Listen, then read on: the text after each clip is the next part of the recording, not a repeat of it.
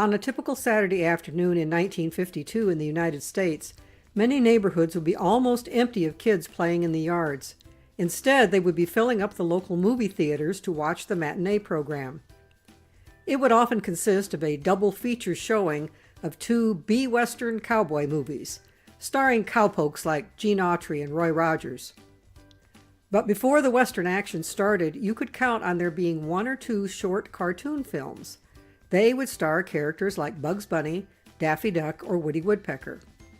Imagine their surprise, though, when one weekday morning in 1952, kids all across America arrived at school to discover their teacher was setting up a movie projector, and then announced that they would be meeting a new cartoon character right in their classroom. Not a rabbit, not a duck, not a woodpecker. No, this new cartoon animal in town was a turtle. And although his creators designed him to be entertaining, his main job was to educate. And here he is, working on that goal.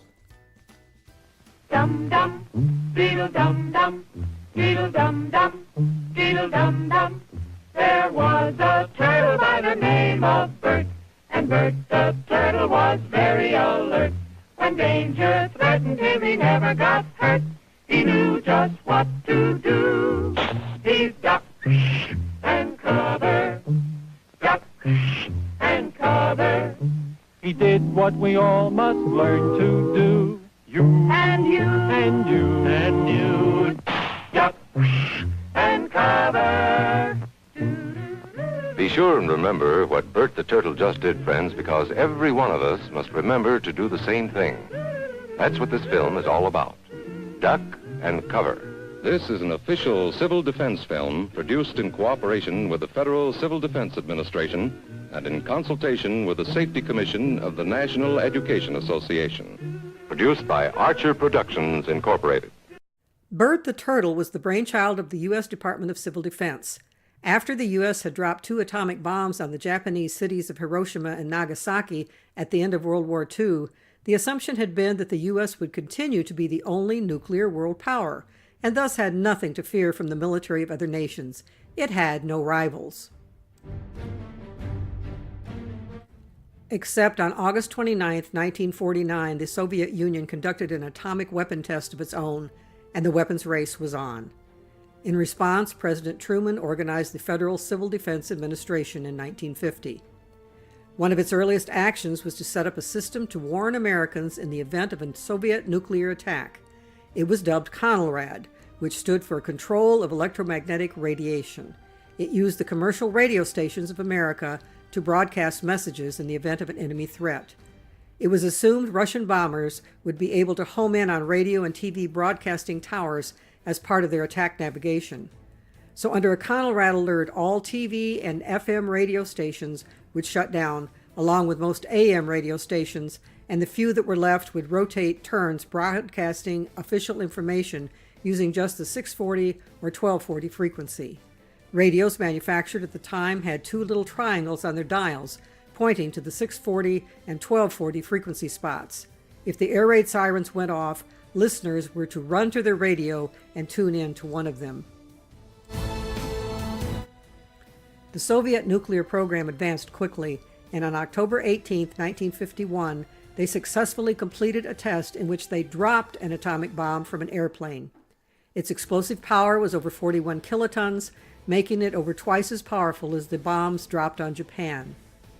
Thus, by early 1952, a wide variety of efforts were being developed to protect the citizens of the U.S. from the possible future use of nuclear weapons by evil forces. And Burt the Turtle was drafted to be part of those efforts. His job was to teach school children a method to help protect themselves in the event of a nuclear attack. If they saw the bright flash of a nuclear bomb while at school, they were to immediately duck under their desks and cover the backs of their head and neck with their arms and hands. If they were outside, they were to dive toward a building if possible, huddle low, and again cover their head and neck, perhaps with a jacket. These suggestions had been developed in part as a result of studies of the effects of the 1945 atomic bombs on the populace of Hiroshima and Nagasaki.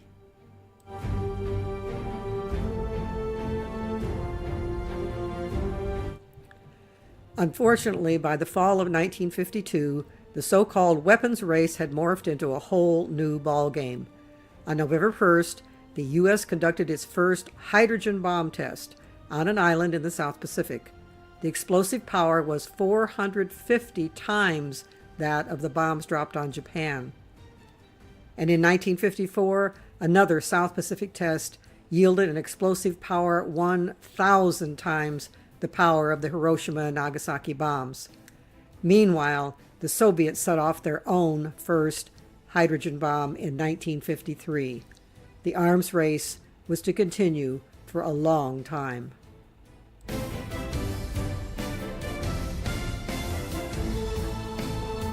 In later years, it was admitted that the training in ducking under school desks of the early 1950s might have been useful for a very short time in the face of Hiroshima-sized bombs, but it was soon obviously worthless in the hydrogen bomb age.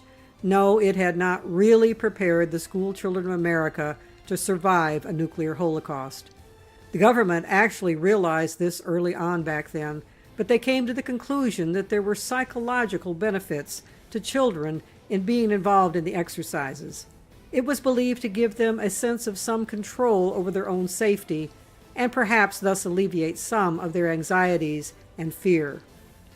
This was referred to behind the scenes in government circles as part of what was termed a plan of emotion management of the population. In hindsight, though, some have considered that it may well have been the actual exercises that gave many of them that anxiety and fear. As a baby boomer born in 1946, I was a child of that Cold War weapons race era. This is me in 1952 when I entered first grade in Dayton, Ohio. Although I do remember hearing the air raid siren tests go off in my neighborhood every Saturday at noon, I never did get to see Burt the Turtle, and my class never did duck and cover drills. When I moved to the small, rural, northern Michigan town of Traverse City in time to start fourth grade in 1956, I found that their school district did not use the duck and cover program either. Although the film and drills were widely used across the nation, there was no national government requirement that schools participate. So actually, I don't remember ever seeing anything about Bert until 40 years later when I first got on the internet in 1996 and found that many nostalgia websites and blogs featured stories about the Cold War era and included Bert. By then, these were just shared as quaint stories about a bygone era. It was even tempting to chuckle at the stories and photos and poke gentle fun at the ultimately very ineffective ways the government and schools attempted to deal with the potential threat to children from weapons of mass destruction. I stopped feeling like chuckling in June 2016 when I saw this photo in a Facebook post on the internet. It looks like just a cute little preschooler being silly. But here's the rest of the story, as shared in a Facebook post by her mother. I took this picture because initially I thought it was funny. I was going to send it to my husband to show what our mischievous little 3-year-old was up to. However, the moment she told me what she was doing, I broke down. She was practicing for a lockdown drill at her preschool and what you should do if you were stuck in a bathroom. At that moment, all innocence of what I thought my 3-year-old possessed was gone. Politicians, take a look. This is your child, your children, your grandchildren, your great-grandchildren, and future generations to come. They will live their lives and grow up in this world based on your decisions. They are barely 3 and they will hide in bathroom stalls, standing on top of toilet seats. I do not know what will be harder for them, trying to remain quiet for an extended amount of time, or trying to keep their balance without letting a foot slip below the stall door. Yes, this little tot was practicing for what these days, just 3 years later, are often being referred to as active shooter drills.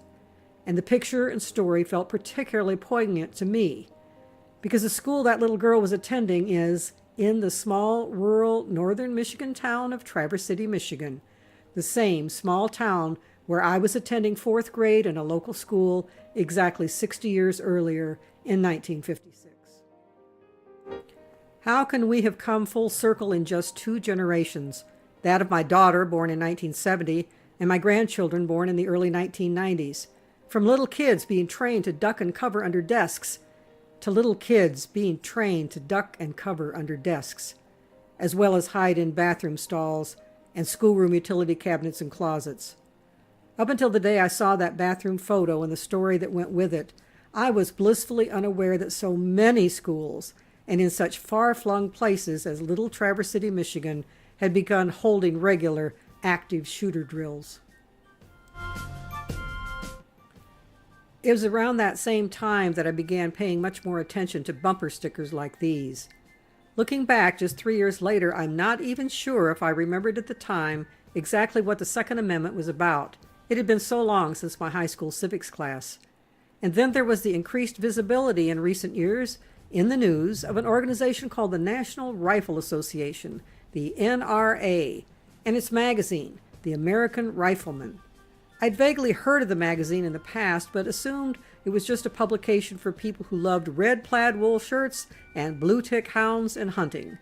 No one in my family had been involved with hunting as I was growing up, so I never saw such a magazine lying around the house. My dad served with the Marines in the South Pacific in World War II. His outfit fought on Guadalcanal and then went on to the bloody Battle of Tarawa in November 1943, where he was severely injured and sent home and received a Purple Heart. He was an expert marksman in the service, but I don't remember him ever even going target shooting. In later years, he started collecting guns, but they weren't Marine Corps type weapons. He was big into nostalgia for the Old West, subscribed to magazines on that topic, and collected the type of gun that would have been owned by Wyatt Earp.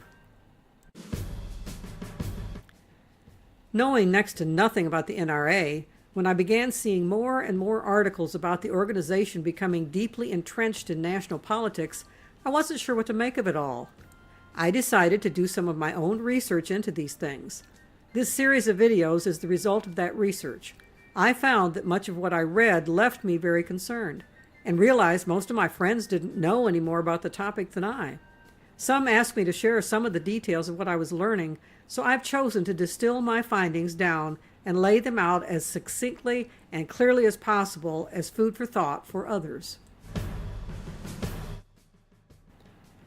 The videos do not offer nor endorse any particular specific solution for the problems regarding balancing gun control and gun rights in 21st century America. I present the documentation and commentary in this series as input, so that if viewers find they share my concerns, they will have a foundation to look further into the topic on their own and come to their own conclusions. So for starters, what about the National Rifle Association? Let's explore. The NRA, what is it? When and where did it come from? How did it come to dominate American politics in the 21st century? Yes, how did what looks at first glance to be a national club for hunters and or outdoor sportsmen and recreational target shooters of all ages come to regularly dominate the political news on any given day? To find the roots of the NRA of the 21st century, we have to go all the way back to the 19th century. The United States Civil War ended in 1865 with the victory of the Union over the Confederacy. But as soon as the war was over, there was a lot of Monday morning quarterbacking going on among those who had led the Union forces. Yes, they had ultimately won the war, but Union Army records indicated, among other discouraging information, that Union troops had fired about 1,000 rifle shots for each Confederate soldier hit. Union recruits evidently learned quickly enough how to perform the various drill movements soldiers perform, referred to as the Manual of Arms. They evidently were even pretty good at learning how to load and unload their weapons. But as Union General Ambrose Burnside commented about his own recruits, out of 10 soldiers who are perfect in drill and the Manual of Arms, only one knows the purpose of the sights on his gun or can hit the broadside of a barn. Thus it was in 1871 that several Union veterans from New York got together and decided to create an organization dedicated to offering marksmanship training and practice to the next generation of men who might be called upon someday to wage another war. William Conant Church had been a Washington correspondent for the New York Times, then a captain, major, and lieutenant colonel in the Union forces, and in 1866, a founder of the Army and Navy Journal. After serving during the war in a New York regiment, George Wood Wingate was a captain in the New York National Guard. In 1867, he drew up rules for systematic rifle practice by the guardsmen under his command, the first rules of the kind to be formulated in the United States. Together, Church and Wingate organized what they dubbed the National Rifle Association, chartered by the state of New York in 1871. The original goal stated for the organization was to promote and encourage rifle shooting on a scientific basis. The man voted as first president of the organization was retired Union Army General Ambrose Burnside. Wingate provided plans for a modern shooting range on Long Island funded by the New York legislature, where marksmen could practice and be involved in long-range shooting competitions. Soon there were NRA rifle clubs springing up in other states, and many state National Guard organizations looked to the NRA for advice to improve the marksmanship of their recruits. In 1901, the U.S. Congress created a national board for the promotion of rifle practice and included representatives from the NRA, along with the National Guard and the United States military services. They organized a program of annual rifle and pistol competitions, including a national match open to both military and civilian marksmen. Obviously, this was a particularly valuable program for government purposes in time of war. In 1907, NRA headquarters moved to Washington, D.C. to facilitate the organization's efforts to advocate for organized marksmanship training. In 1923, the NRA launched the American Rifleman magazine. For many years, almost all cover illustrations on the American Rifleman depicted hunters and game, with an occasional illustration of groups of marksmen doing target practice. This reflects the motto spelled out in metal letters on the facade of the new headquarters building they moved to in the late 1950s to house their growing staff. You can see it on this American Rifleman July 1959 issue.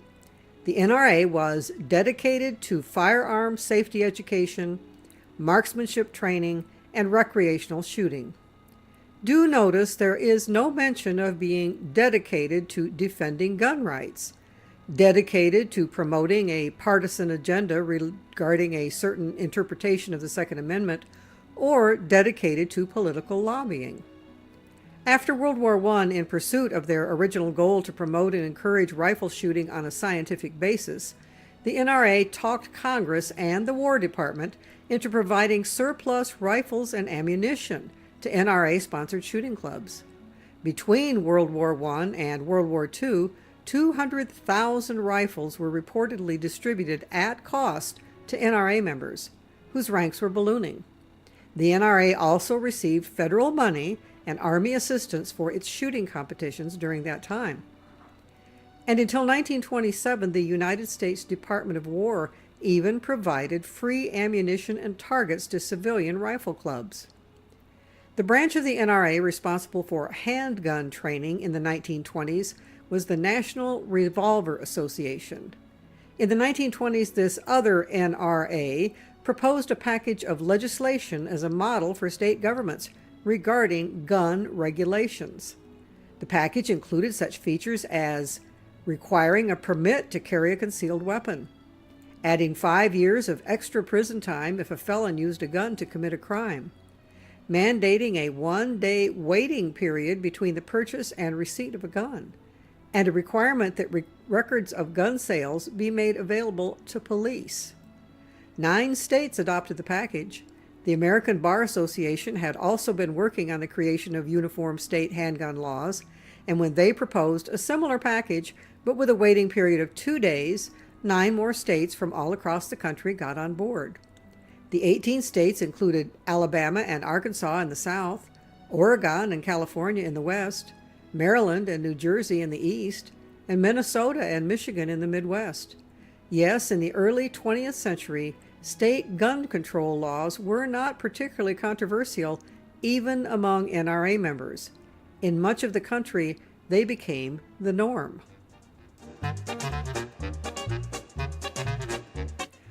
The wide acceptance of gun control laws got a big boost after Prohibition went into effect in 1920. Violent, gang-related crime escalated throughout the United States in the Roaring Twenties as rival gangs sought to control the illicit beverage business. One of the most serious aspects of this situation at the time was easy access by criminals to dangerous weapons like the infamous Tommy gun submachine guns. Named for its originator, American World War I General John Thompson, and nicknamed the Tommy gun, it was intended for use by the military in trench warfare. Early models could spew 800 rounds in 1 minute and had special interchangeable magazines that held either 20 or 50 rounds each. It wasn't available until after the war was over, but the Marine Corps still bought some, as did the U.S. Postal Service, which had begun facing a spate of mail robberies.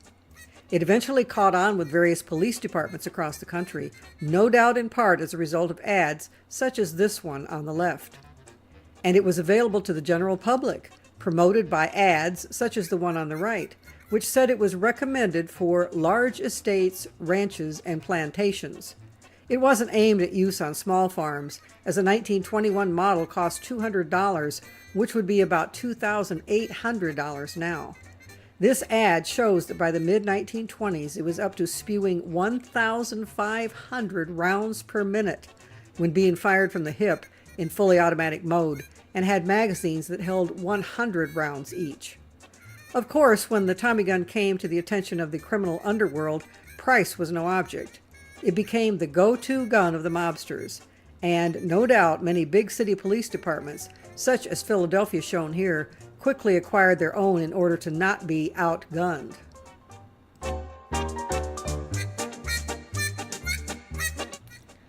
Another favorite, much less expensive weapon of the gangs was the sawed-off shotgun that could be bought ready-made or easily created and easily concealed. It was vicious, too. Cutting the protruding barrel off a shotgun made the projectile scatter faster at close range to do maximum damage. This, of course, meant that the weapon had only one obvious purpose. It couldn't be used for target shooting, as the shot would scatter before getting to the target, and it would be worthless to use for hunting game. But it would be a powerful and maneuverable weapon, especially with the stock of the gun also chopped off short, like a handgun, to use in tight places for purposes of assassination.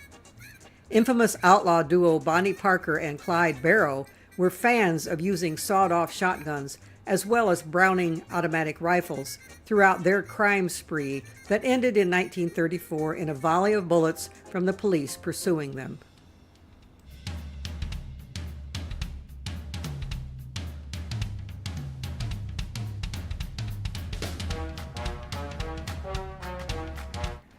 Up until 1934, there had been no national restrictions related to the manufacture, sale, and possession of any kind of firearms. But with a national uproar over the increase in gang-related gun violence, Congress was pressured to act, holding hearings on what kinds of regulations might help stem the tide of violence. As a result of the hearings, they passed the National Firearms Act, signed into law by President Roosevelt in 1934. The act regulated the sale and ownership specifically of machine guns, sawed-off shotguns, and silencers.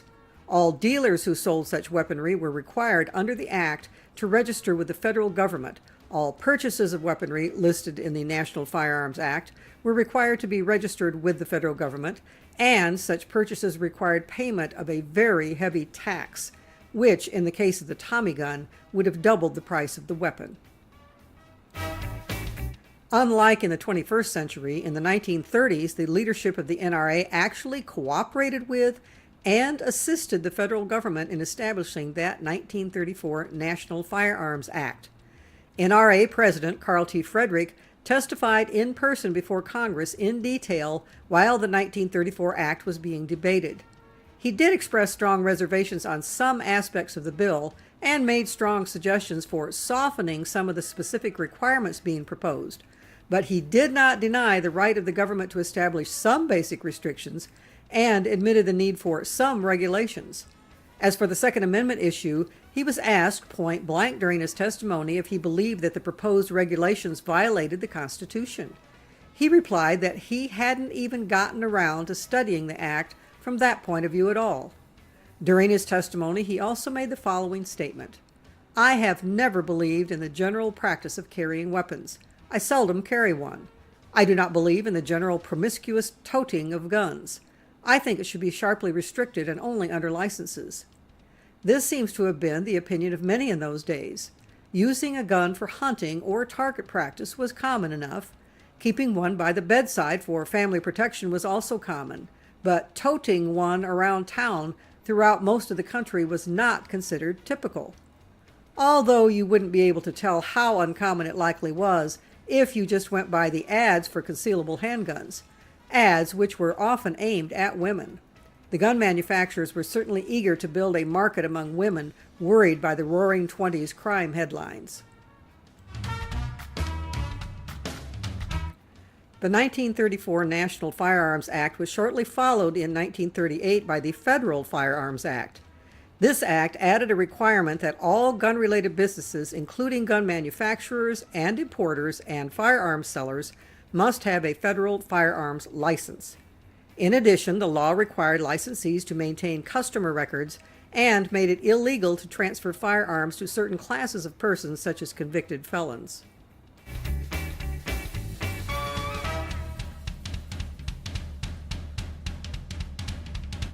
Just to be clear, writings from back then indicate it was not believed by most law enforcement authorities that these restrictions and regulations would keep such weapons out of the hands of criminals, since, of course, criminals could obtain them illegally.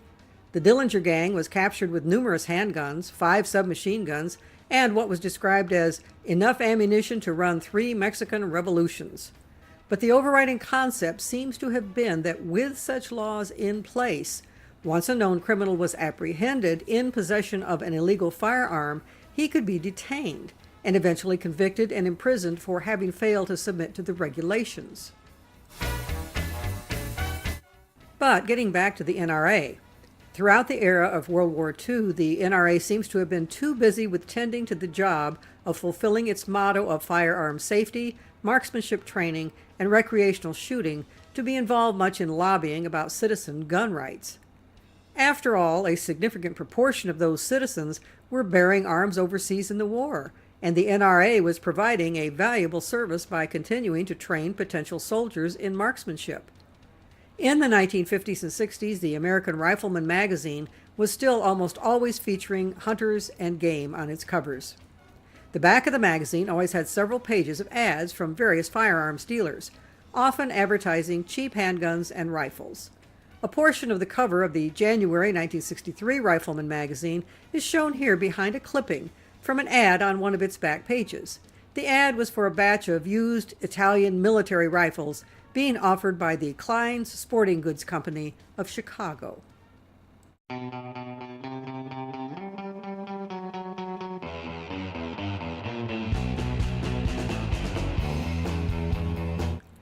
The National Rifle Association made the headlines at the time because a man named Lee Harvey Oswald replied to that mail-order ad and purchased just such a rifle, as you can see him holding in a photo published on the front of Life magazine in January 1964. Although there are still lots of JFK conspiracy theorists who aren't convinced, the evidence has long pointed to Oswald using that gun from the NRA magazine ad to assassinate U.S. President John F. Kennedy in November 1963.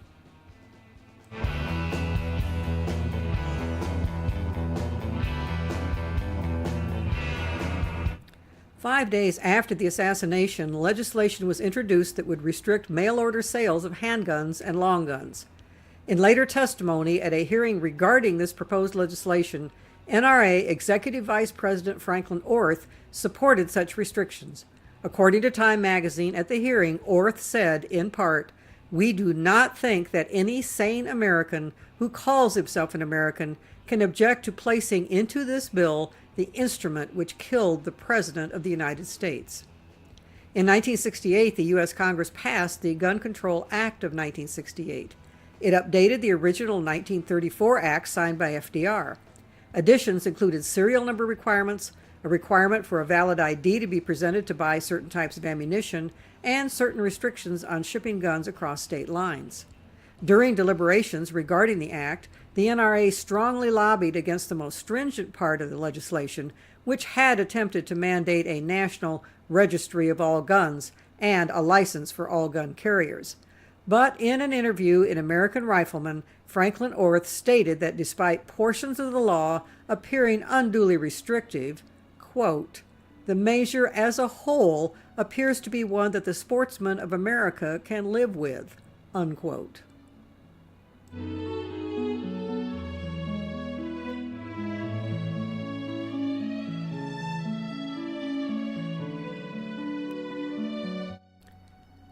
The question that arises from all these factors in NRA history we've explored up to this point is this: how did the NRA go from this in 1976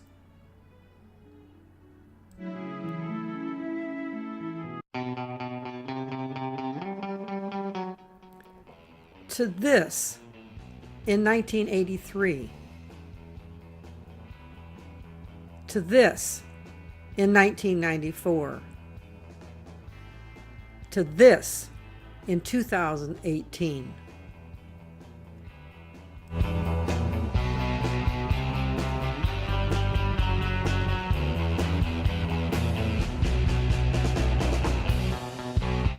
The answer is that an organizational earthquake of massive proportions occurred in 1977 that shook up the NRA and virtually totally changed its nature, practically overnight. Strangely enough, in order to set the stage for understanding that shakeup, we need to first go back not to the 19th century this time, but clear back to the 18th century.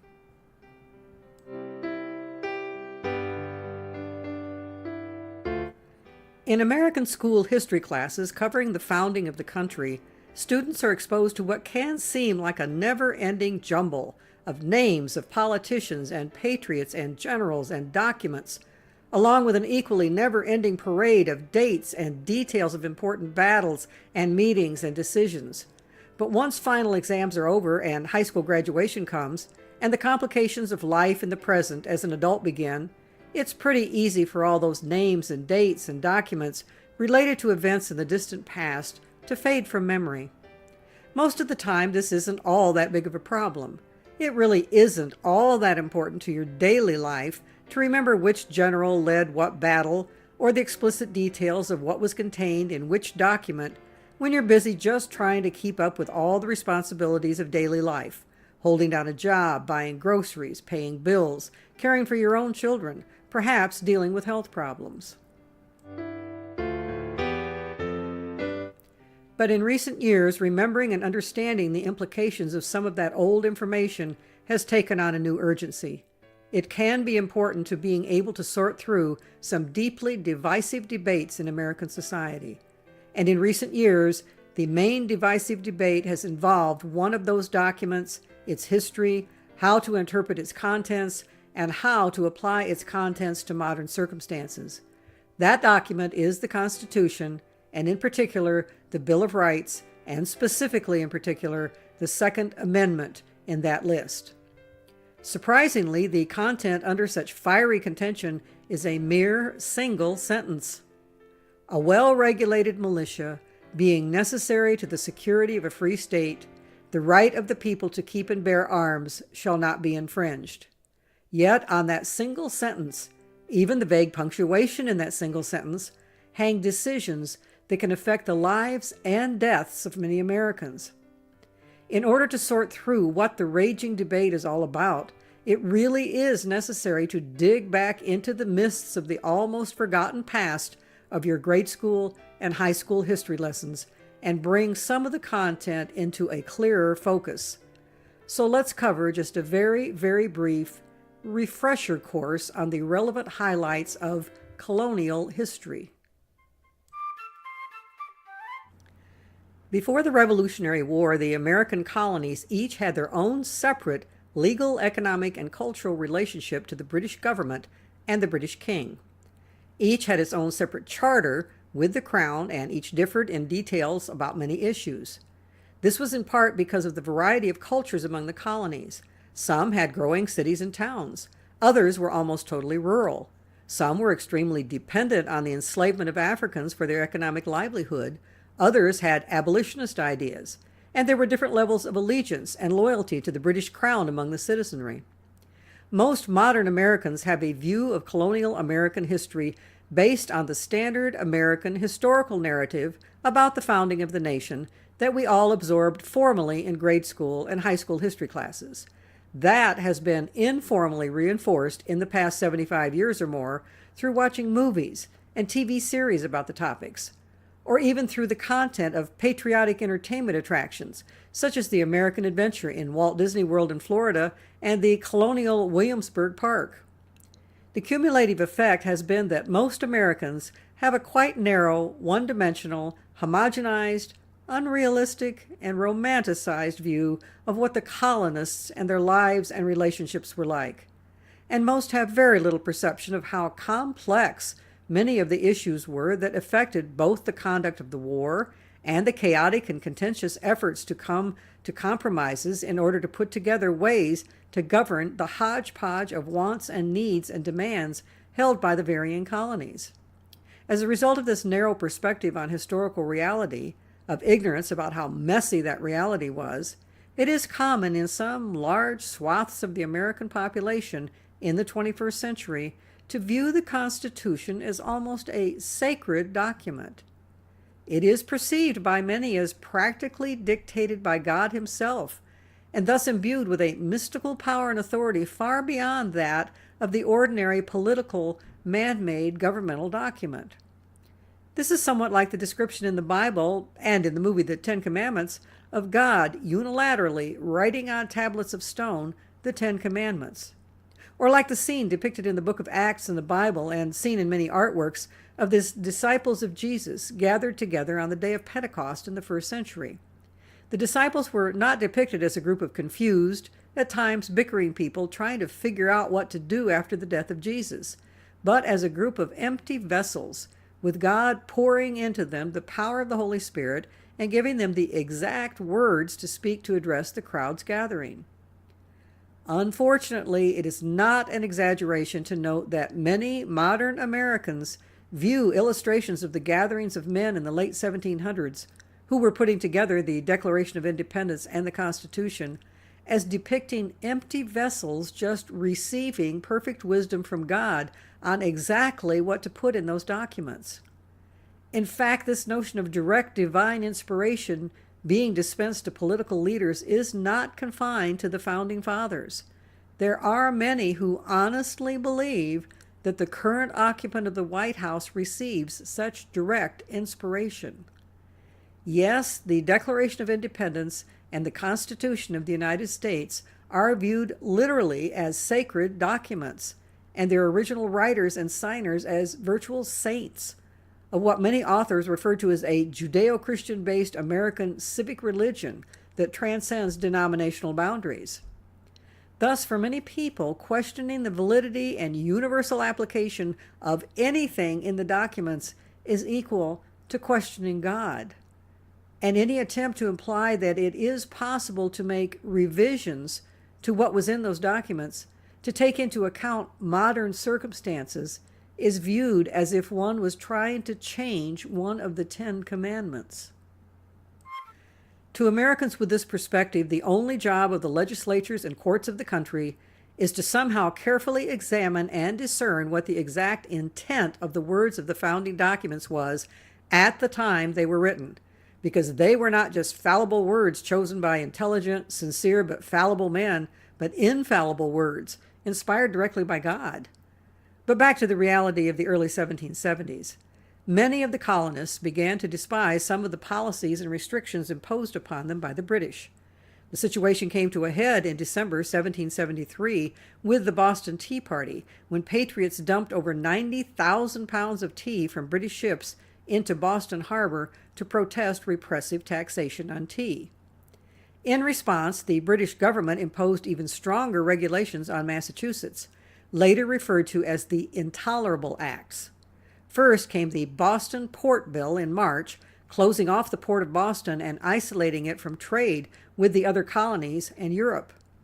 In May came the Massachusetts Government Act, which nullified the charter of the Massachusetts colony and stripped the colonists from participating in their own government. The Massachusetts Colonial Assembly responded by forming their own alternate provisional government known as the Massachusetts Provisional Congress and calling for local militias to train for possible hostilities. Let's pause for a moment to clarify that term militias. An army or some other fighting organization of non-professional soldiers, citizens of a nation or subjects of a state, who can be called upon for temporary military service during a time of need, as opposed to a professional force of regular, full-time military personnel. The opposite of a militia is a standing army, a permanent, often professional army. It is composed of full-time soldiers who may be either career soldiers or conscripts and is not disbanded during times of peace. Each of the colonies had long had its own area militias that were called into service to protect local citizens from occasional dangers, such as Indian attacks. Each colony had its own rules regarding its own militias. Typically, all of the able-bodied free white males from 16 to 45 were required to be available to be called up when needed. Each was to have his own musket or rifle on hand at home and gather with the militia once a year or more for practice sessions in skills needed for fighting. If called for battle, they had to bring their own weapons and all the basic supplies they would need, including an axe, a blanket, and cooking and eating utensils. Actual military training was often very limited or non-existent. The average colonist had little cause to ever use a musket or rifle, so militia groups were often very ill prepared for actual battles. In September 1774, representatives of 12 of the 13 colonies gathered in Philadelphia for a meeting designated as the Continental Congress to address the troubling developments in Massachusetts. Not all were enraged by the actions of the British government.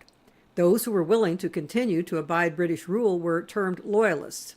Those who were growing in their opposition to British interference in their lives, who were itching to be out from under rule of a government far across the sea, were termed patriots. There was a lot of loyalist sentiment in Georgia, so that colony chose to not send any delegates to this first Continental Congress. They changed their minds a year later. The purpose of the First Continental Congress was to discuss how the colonies might cooperate to collectively respond to Britain's repressive actions. They drafted a petition to send to the king, pleading for a repeal of the Intolerable Acts and listing their grievances. All agreed to participate in a boycott on British trade to begin on December 1st, 1774, if their pleas were ignored. They were indeed ignored, and the boycott began.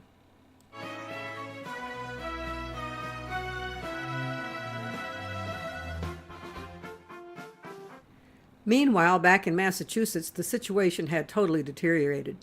The British-controlled Boston, the colonists' new provisional independent colonial government, was in control of the rest of the colony. In February 1775, the British government declared Massachusetts to be in a state of rebellion. In April, this led directly to the Battle of Lexington and Concord between colonial militia forces and the British Army. It was the first battle in what became the Revolutionary War. This is where the Minutemen came in, that you may remember from your old history classes. They were expected to be ready for battle immediately when called up for service in an emergency.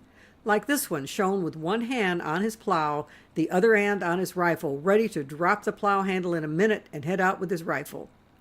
But the Minutemen made up only a quarter or so of men in the militias. The Minutemen were small, elite groups, much more organized and disciplined than the rest of the militia. They were usually under 30 years old and had a reputation for patriotic zeal. Minutemen trained much more regularly and extensively than others in the militias. Massachusetts Minutemen played a prominent role in the Battle of Lexington and Concord on April 19, 1775. But if you thought that they fought as Minutemen throughout the war, think again. 2 months after Lexington and Concord, the Continental Congress ordered the organization of the official Continental Army, and it is likely that most of the men who had been Massachusetts Minutemen volunteered to serve in that. The rest of the Massachusetts militia did remain available as a state military force and did participate in some of the military confrontations of the war. The Minutemen got a great reputation that has remained clear up to the present for being valiant and effective soldiers just on the basis of their participation in Lexington and Concord. But it is important to understand that the regular militiamen did not have the same kind of reputation at all. George Washington wrote several times to Congress and to friends about his disappointment in the militia in general. If I were called upon to declare whether the militia had been most serviceable or hurtful upon the whole, I should subscribe to the latter. To place any dependence on militia is assuredly resting upon a broken staff. Men just dragged from the tender scenes of domestic life, unaccustomed to the din of arms, totally unacquainted with every kind of military skill, which being followed by a want of confidence in themselves, when opposed to troops regularly trained, disciplined, and appointed, superior in knowledge and superior in arms, makes them timid and ready to fly from their own shadows. Washington bemoaned that at one point large parts of regiments of the general militia, sometimes even whole regiments, deserted en masse when faced with frightening circumstances, abandoning the limited number of men in the regular Continental Army to be greatly outnumbered by the British, which led him to write, "I am persuaded, and as fully convinced as I am of any one fact that has happened, that our liberties must of necessity be greatly hazarded, if not entirely lost, if their defense is left to any but a permanent standing army. I mean one to exist during the war." The romantic notion often portrayed in the common popular American narrative of the Revolutionary War, that it was won mostly by a ragtag group of militiamen who succeeded in particular because they were crack shots with their rifles, doesn't really reflect reality. To be fair, though, even Washington eventually concluded that some militiamen were not cowards, and if those could come alongside the men in the regular army and be primarily a backup, some of the amateur militiamen were willing to fight and could be genuinely helpful. After the Battle of Lexington and Concord, it was obvious that further negotiations with Britain were a waste of time, so the delegates of the 12 colonies convened again in May 1775, holding a second Continental Congress. By July, Georgia joined them.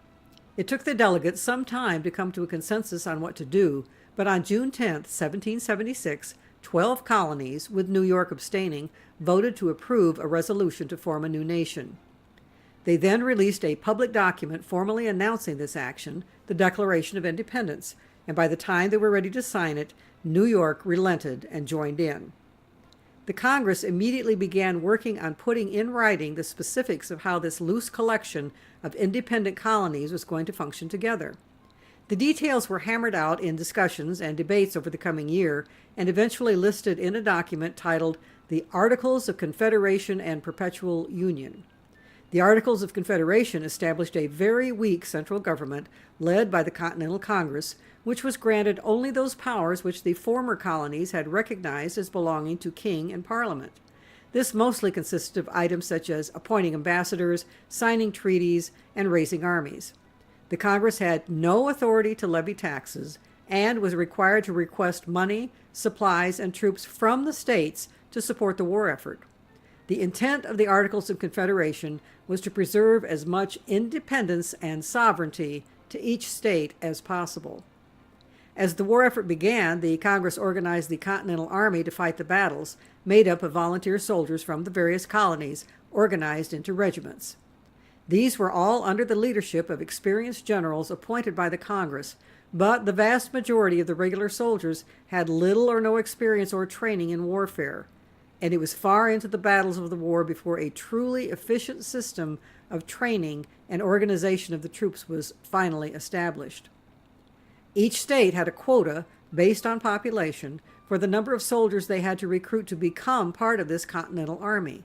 Each state provided wages, food, shelter, clothing, weapons, and other equipment for each of the regiments they provided. But it was common for states to fail to meet those obligations, and the Army was often ill-equipped, even in terms of the basics for survival. Each state also continued to maintain its own militia groups for service within their own state. The Articles of Confederation didn't officially come into force until March 1, 1781, after being ratified by all 13 states. But the document was used unofficially to guide the war effort from the very beginning in November 1777. During that time, the Continental Congress functioned as the de facto ruling body, making the necessary decisions for the Confederation of Colonies to cooperate in the war effort. With the decisive victory of the colonial forces at Yorktown, Virginia in October 1781, the war was essentially over. The British Parliament voted within months to end all hostilities. The last British soldiers who had served in the Revolution in America left Manhattan, New York on November 25, 1783. It took until early 1784 to get all the necessary treaties signed and ratified by all allies on both sides of the war, but with the end of actual hostilities late in 1781, the former colonies, now states, were ready to begin discussing the details of how to cooperate to move forward as a new nation.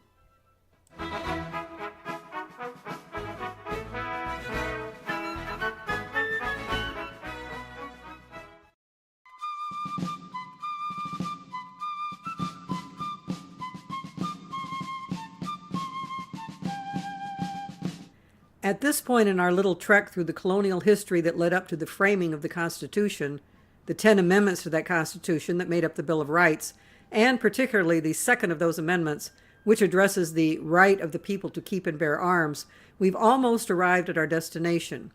But we have one detour to make that seems small at first glance, but which actually had a great influence in the history of gun rights and gun controls in America. That detour will take us to a series of events later labeled as Shays Rebellion. Massachusetts had long been recognized as the center of activity of the American Revolution, from the Boston Massacre in 1770 to Boston Tea Party in 1773 to the Battle of Lexington and Concord in 1775, and Massachusetts provided far more soldiers for the Continental Army than any other state. Of all the states, it would certainly be considered the hotbed of patriotism against the oppression of the British king and government. In the midst of the war, Massachusetts also instituted a new state constitution in 1780. So it would be reasonable to think that after the war was over, it would be ready to shine as the prime example of what a new, free, independent state should be. It might be reasonable, but it wouldn't be correct. In fact, just the opposite was true. The first shots of the war were in Massachusetts, and the first shots of the first major post-war popular uprising against the government of one of the new states of the United States was in Massachusetts.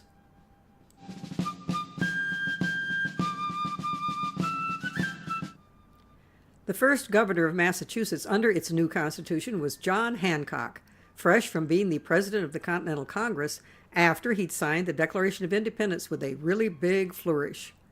Hancock's opponent in that election was a wealthy merchant named James Bowdoin. Bowdoin's supporters were principally well-off merchants from Massachusetts coastal communities. Hancock's supporters were mostly everyone else. He had won 90% of the popular vote in that election. John Hancock served as governor, winning annual re-election 4 more times until unexpectedly resigning, supposedly for health reasons, in January 1785. Some say it might not have just been health problems that led to his resignation, but a premonition that the state was about to undergo some turmoil, and he didn't want to be in charge to have to deal with it. Hancock evidently hated confrontation and avoided it as much as possible. Such a premonition would not have been without a strong basis. A large proportion of the men from Massachusetts who fought in the Revolutionary War had been farmers. Not owners of large tracts of farmland, but small, often almost subsistence farms, particularly from the rural area of central and western Massachusetts. Although promise paid during the war, and often lump sums of money to be distributed to them at the end of the war, the Massachusetts government frequently failed to live up to the promises they had given to their citizen soldiers. Even when they got their pay, it was often far less than they had bargained for when enlisting. The state regularly deducted from their pay costs to replace uniforms, arms, and equipment lost or destroyed on the march or battlefield. Promised $72 a year, a private could end up receiving only $12 a year after all the deductions. So many of these farmers returned to their family farms almost penniless. For a time after the war, they were able to keep going because local merchants would give them credit to buy supplies and often would accept bartered items in repayment. But not long after the war, the merchants of Boston began feeling pressure from their overseas suppliers to pay off debts in gold or silver, which was scarce in the new United States. These merchants then began pressuring the small-town merchants of inland Massachusetts, whom they supplied with items for sale, to also pay in gold or silver. The only way for those small-town merchants to be able to stay in business was to begin refusing to extend credit to the farmers and demand payment from them also in hard money. At the exact same time, the new government of Massachusetts, needing to pay off its own war debts, raised taxes to a level higher than its citizens had ever had to pay to the British. Many farmers had no way to pay either their debts or their taxes, so it wasn't long before authorities began to arrest the farmers and foreclose on their farms. As the number of arrests and foreclosures steadily grew, resistance to these tactics became widespread. Meetings were held by farmers and others affected by the situation to discuss what to do. As one farmer put it in one such meeting, "The great men are going to get all we have, and I think it's time for us to rise up and put a stop to it, and have no more courts, nor sheriffs, nor collectors, nor lawyers." At first, farmers organized to make petitions to send to the legislature to request relief. But when their pleas were ignored, they began organizing active protests in 1786. Armed groups surrounded courthouses to prevent debtor and tax collection cases from being heard. Others surrounded farms where authorities were attempting to foreclose mortgages and evict farm families. One of the leaders of this rebel movement was Daniel Shays, who had been a farm worker before the war and served as a captain during the war. Although he was only one of several leaders of the rebellion, Massachusetts authorities decided to charge him with being the primary leader, and the whole movement was named the Shays Rebellion after him. In spite of the fact that the new state of Massachusetts had been founded because of similarly callous attitudes by the British towards similar petitions about unjust and cruel taxation, most of those in authority viewed the protests as having no merit and chose to take a hardline stance. By the fall of 1786, a Riot Act had been passed, and habeas corpus was suspended in order to permit the authorities to keep people in jail without trial. This further inflamed the anger of the rebels. The situation deteriorated even further, and there was talk of an overthrow of the Massachusetts government. In January 1787, a rebel group carried out an attempt to invade the state armory in Springfield to get arms and ammunition. The state government didn't have enough money to pay a large enough militia to quash the rebellion, so a group of wealthy merchants in Boston, including wealthy merchant, landowner, and Governor Daniel Bowdoin, pooled their resources and hired their own 3,000-man militia to take care of the situation. The government troops and the private militia were able to fend off the armory invasion and soon overwhelmed, totally scattered the rebels, and arrested the ringleaders. Although there were many people in Massachusetts and other states who were sympathetic to the concerns of those involved in the Shays Rebellion, including many in the Massachusetts State Militia, a number of prominent founding fathers and other leaders from the Revolutionary War sided totally with Bowdoin's Massachusetts government. George Washington was so upset by Shays' Rebellion that he wrote 3 letters regarding it. In one, he moaned, "But for God's sake, tell me what is the cause of all these commotions? Do they proceed from licentiousness, British influence disseminated by Tories, or real grievances which admit of redress?" In another, he commented, "Commotion of this sort, like snowballs, gather strength as they roll, if there's no opposition in the way to divide and crumble them. I am mortified beyond expression that in the moment of our acknowledged independence, we should by our conduct verify the predictions of our transatlantic foe, and render ourselves ridiculous and contemptible in the eyes of all Europe." And in a third he exclaimed, "If 3 years ago any person had told me that at this day I should see such a formidable rebellion against the laws and constitutions of our own making as now appears, I should have thought him a bedlamite, a fit subject for a madhouse." Note that Washington made no mention at all that any of the blame for the situation might fall on unjust laws of our own making. The assumption seems to have been that those causing a commotion needed to just be stopped in their tracks.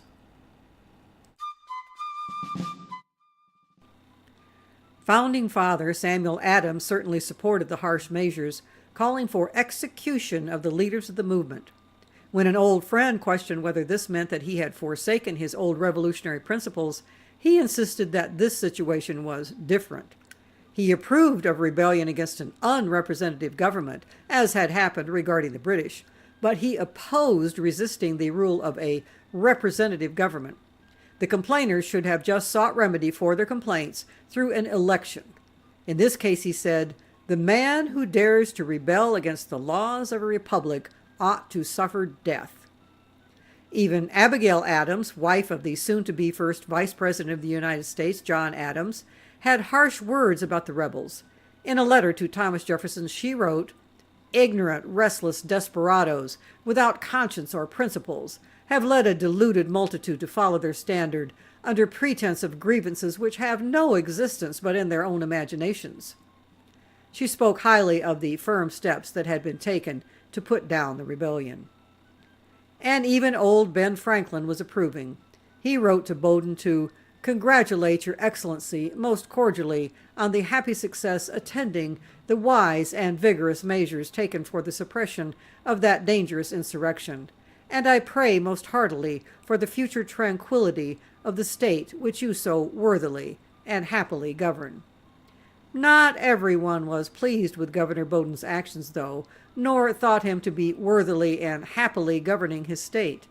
Massachusetts voters expressed their unhappiness in the spring elections shortly after the rebellion was put down. John Hancock came back from retirement and defeated Bowdoin's bid for re-election in a landslide. Hancock immediately issued a proclamation extending a full pardon to those who had taken part as followers in the rebellion, and subsequently also pardoned all of the rebel leaders, including Daniel Shays.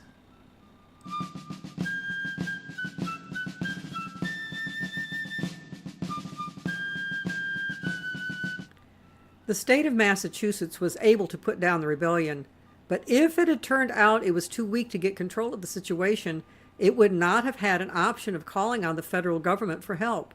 The central government under the Articles of Confederation didn't have the authority or the military power to be of any assistance.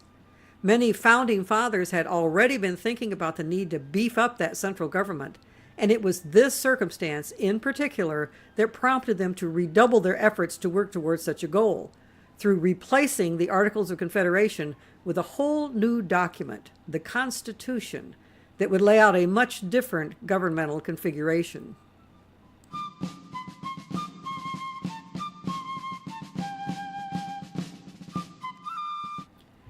The NRA has often claimed that back in the late 18th century, the men who are known as the framers of the U.S. Constitution and the Bill of Rights adopted the Second Amendment because they wanted an armed population that would have the weaponry at hand to take down the U.S. government should it become tyrannical.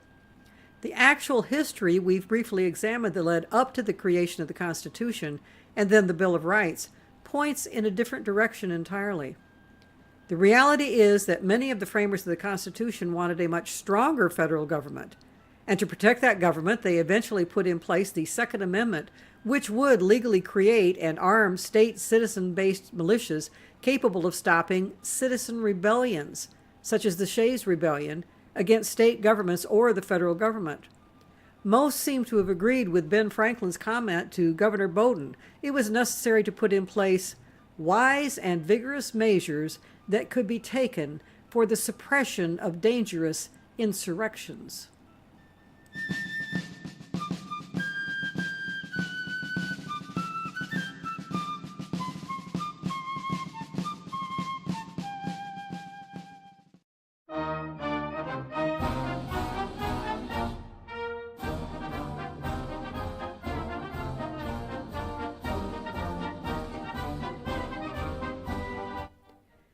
In the next installment of this series, we will examine more closely some of the details of how the Constitution was put together and approved, how and why it ended up having the Bill of Rights tacked onto it, and how the founders and those who succeeded them on into the 19th century, and ultimately on into the 20th century, viewed the Second Amendment. With that information available, we will then examine how and why Second Amendment issues totally changed the nature of the National Rifle Association late in the 20th century, and how those changes have had dramatic effects on the whole United States of America.